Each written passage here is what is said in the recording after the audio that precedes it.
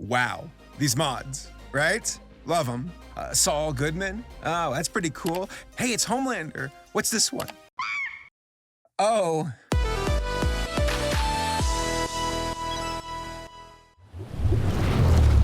I remember being a kid, and I saw the trailer for Super Smash Bros. For the first time, and it blew my kid mind. I thought, what? You can do this? You can take characters from different games and put them in the same game?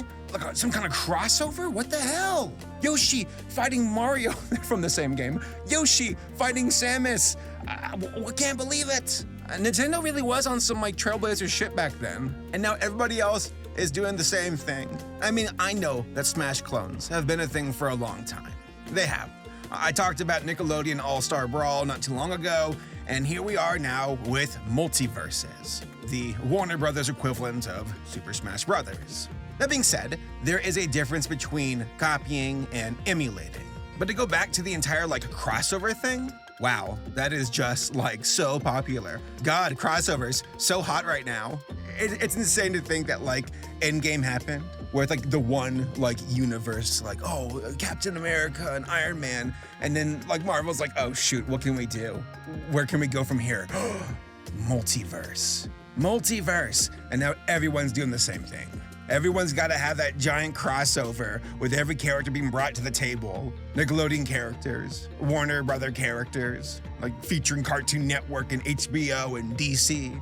It's all about the characters. It's Steven Universe talking to Jake the dog. And there's the Iron Giant. I gotta be real, that was a deep cut. I was not expecting that. It's wild to think that like the Iron Giant, which was like objectively a failure, a box office like failure back in the day, has appeared in like Ready Player One, and now in this game. Like, talk about like cult status getting you to that next level. Also, the interactions between like Superman and the Iron Giant, it's pretty cute. It's pretty dang cute.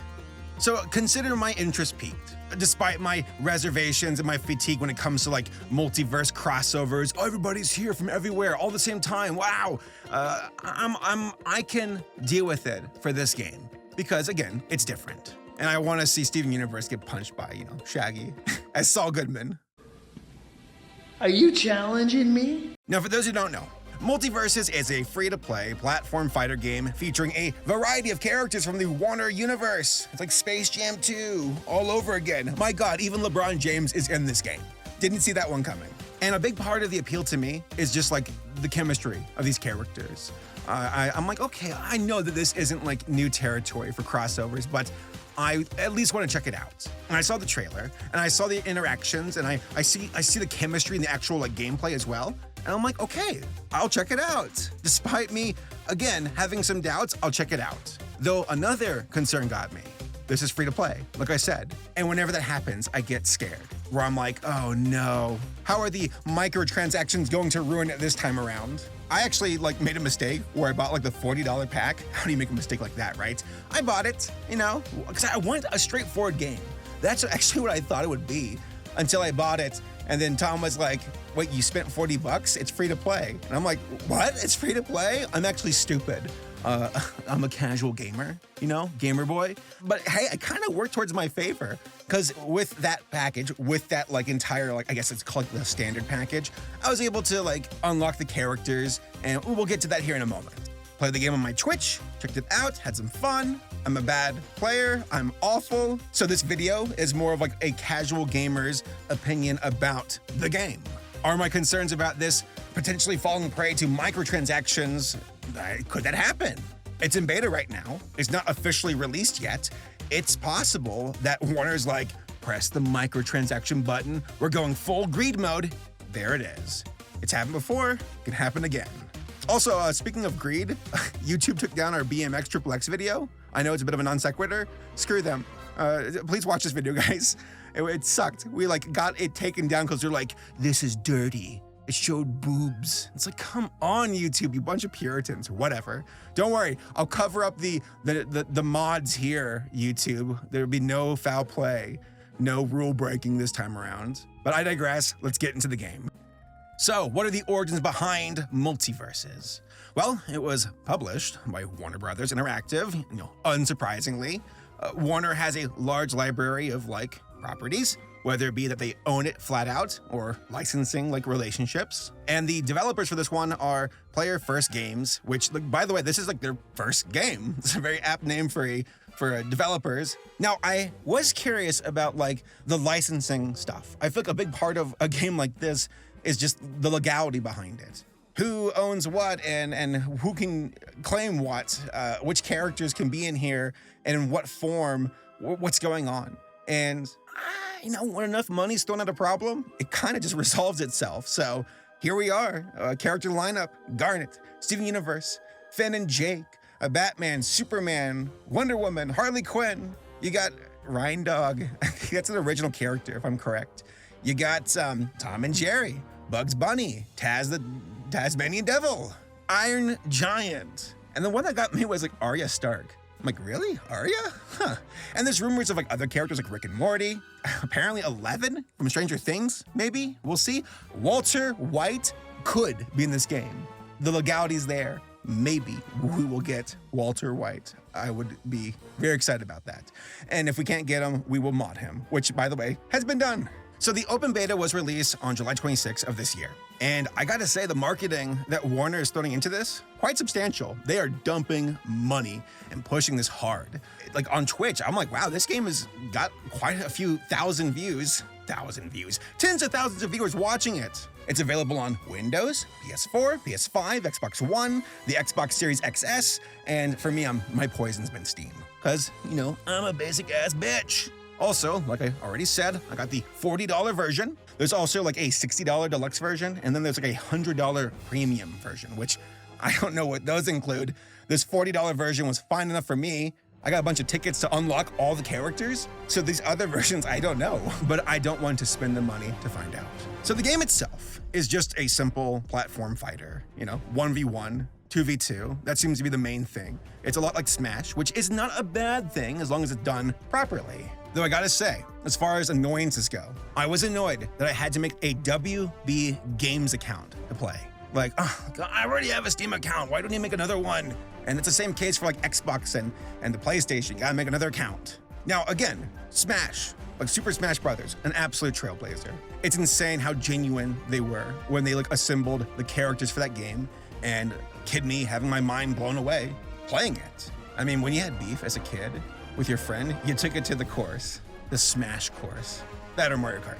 And over the years, we've seen other games and other industries just try to do the same thing, combine their characters into one universe. Nickelodeon did it not too long ago with Nickelodeon All-Star Brawl, which I reviewed that and I thought, it's okay. It felt a bit light. I wish there was more chemistry, more personality, voices, actual voice acting, which apparently they're trying to take care of that, but it felt like too little too late, and I haven't gone back to it since. For this game though, it actually has what I was hoping for Nickelodeon All-Star Brawl. Voice acting, custom voice acting, actual custom lines between characters, like Bugs Bunny talking smack to like Arya Stark. Yeah, you're the girl with no name. Doc? I think that's one of the lines. I appreciate that. There's effort there. A genuine effort of research of like, who are these characters and what makes them great? What's their personality? What can we use about their personality to incorporate into the character's like kit, Shaggy pulls out a sandwich, he throws it around. Jake stretches out with his limbs. He can turn into different things. Superman flies and can punch really, really hard and shoot lasers. It works. It's appropriate. Now, as far as the game itself, the combat does feel slower. And also the input is less responsive. Plus, the attacks tend to have like more of a wind-up and recovery than Smash. Though the hits are very satisfying, with great sound design too. When I play as Garnet punching, feels good. Feels rewarding. I like that. So great sound design, and for the hits that do hit, it's kind of rare for me though, feels good. Not as fast as Smash, not as responsive, but still satisfying, even it's a bit slower. Like you can channel the energy of Smash, that's fine, but like make sure it's good, you do it right. Also, speaking of Smash, we don't really have a guard. There's no guard, it's a dodge button, which surprised me at first. I kind of like it. I kind of like it a lot more. I'm better with it, that's for damn sure. Now, as far as like concerns really start to rise for me, you got like this perk system. So perks allow for more mix-up in gameplay and potentially team composition. But this also means that everyone is on different footing.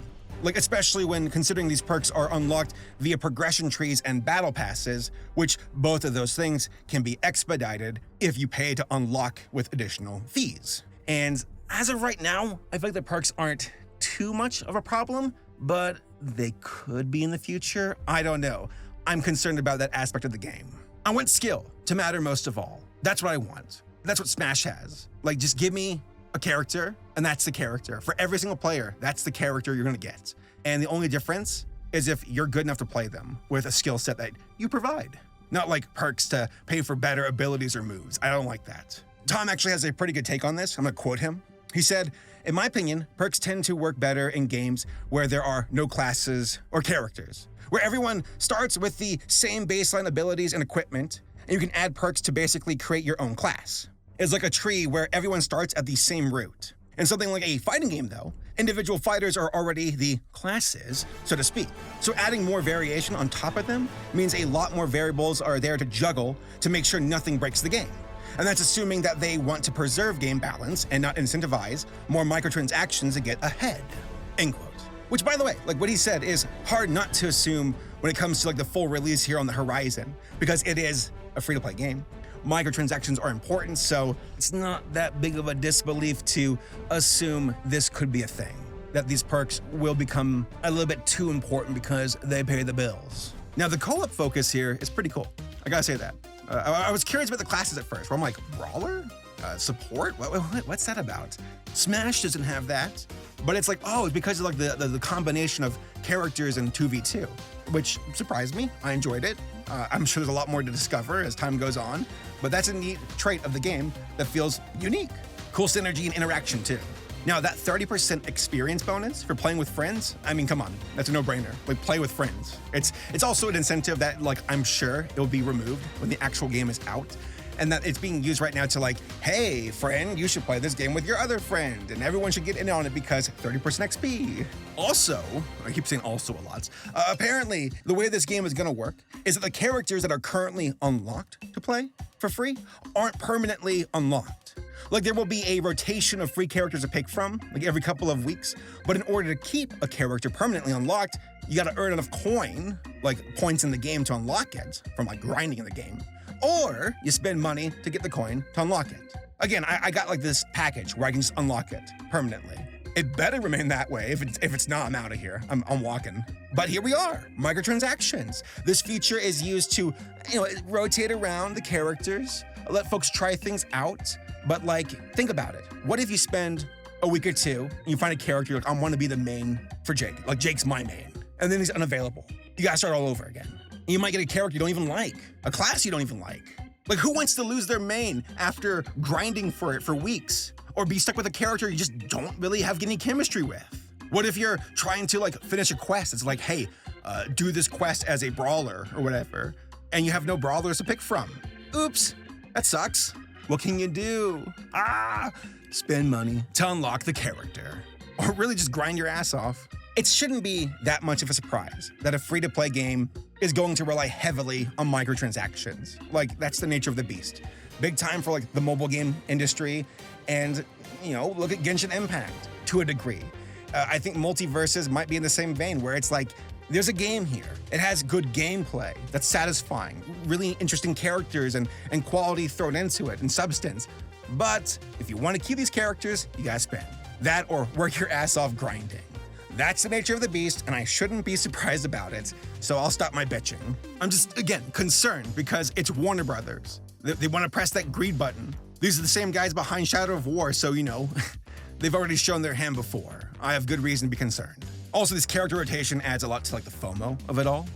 Oh, this character, the first hit is free. You like playing as Guarded. She's pretty great, huh? But you might lose her. You might lose in the rotation. Unless. Also, props to the modding community.